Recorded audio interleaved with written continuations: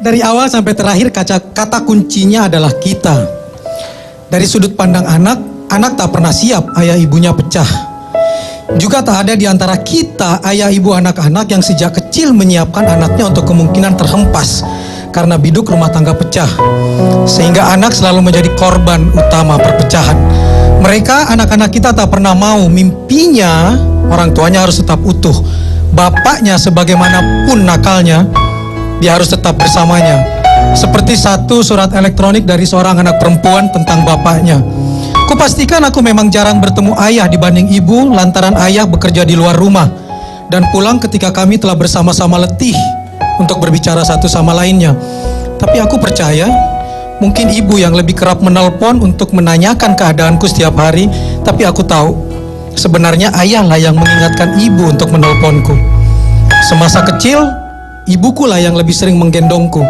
Tapi aku tahu ketika ayah pulang bekerja dengan wajah yang letih, ayahlah yang selalu menanyakan apa yang aku lakukan seharian. Walau beliau tak bertanya langsung kepada aku karena saking letihnya mencari nafkah dan melihatku terlelap dalam tidur nyenyakku. Ku tahu ia kecup keningku dalam tidurku. Saat aku demam, ayah membentak, sudah diberitahu jangan minum es.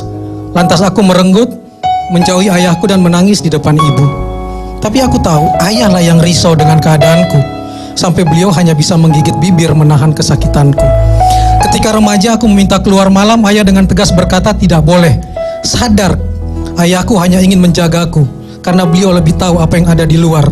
Karena bagi ayah, aku adalah sesuatu yang sangat berharga.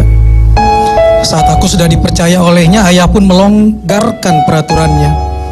Maka kadang aku melonggarkan kepercayaannya. Ayahlah yang setia menunggu di ruang tamu dengan rasa sangat risau, bahkan sampai menyuruh ibu untuk mengontak beberapa temanku untuk menanyakan keadaanku, di mana dan sedang apa di luar. Setelah dewasa, walau ibu yang mengantar aku ke sekolah untuk belajar, tapi aku tahu ayahku yang berkata, "Bu, temani anakmu, untuk aku akan pergi mencari nafkah untuk kita bersama." Di saat aku merengek memerlukan ini itu untuk keperluan kuliahku, ayah hanya mengerutkan dahi tanpa menolak. Beliau memenuhinya dan cuma berpikir, kemana aku harus mencari uang tambahan, padahal gajiku pas-pasan dan sudah tak ada tempat lagi untuk meminjam. Saat aku berjaya, ayah adalah orang pertama yang berdiri dan bertepuk tangan untukku. Ayahlah yang mengabari sanak saudara anakku sekarang sudah sukses. Dalam sujudnya, ayah juga tidak kalah dengan doa ibu.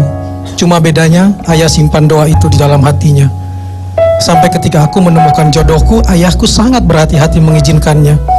Dan akhirnya saat ayah duduk melihatku di atas pelaminan bersama pasanganku, ayah pun tersenyum bahagia. Lantas aku menengok. Ayah sempat pergi ke belakang dan menangis. Ayah menangis karena sangat bahagia dan beliau pun berdoa, "Ya Tuhan, tugasku telah selesai dengan baik. Bahagiakanlah putra-putri kecilku yang manis bersama pasangannya." Kuakhiri tulisanku ini dengan sebuah bait lagu. Untuk ayah tercinta, aku ingin bernyanyi. Dengan air mata di pipiku, ayah, dengarkanlah, aku ingin berjumpa, walau hanya dalam mimpi. How I love to dance with my father and my mother again. Terima kasih. Iya, terima kasih Kang Maman.